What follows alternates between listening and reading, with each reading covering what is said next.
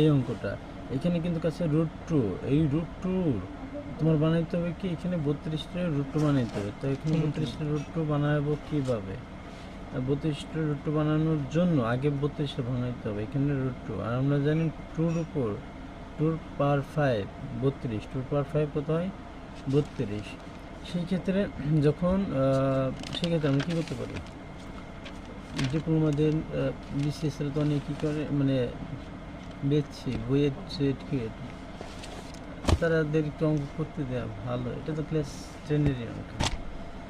তারপর দেখো এখানে 32 প্রথম ভাঙাবো, তো এখানে আমরা 2, এই 2-রে কীভাবে আবার রুটে আনা যায়? তো 2-রে রুটে আনা যায় কীভাবে? একটা স্বাভাবিক সংখ্যা, এখানে 2 আছে, তো 2-রে রুটে আনবো কীভাবে? √2 দিলে তো হবে না, হ্যাঁ আমি তো কাল্পনিকভাবে রুট টানতে পারি না, এই জন্য এখানে স্কোয়ারটা দিতেই হবে। স্কোয়ারটা কি দিতেই হবে, বোঝা গেছে?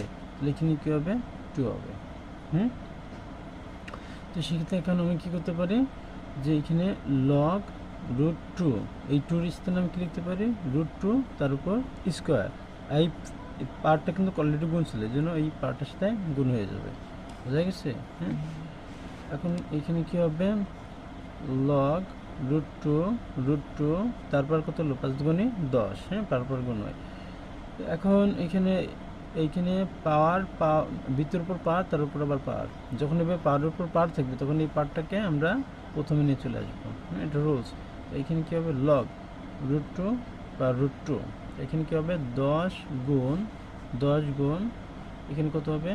1, আমরা জানি সেম, পাওয়ার আর ভিতরে সেম থাকলে 1 হয়, তাহলে এখানে 10 × 10, বোঝা গেছে? তো এইটা আমাদের এইটা হচ্ছে কি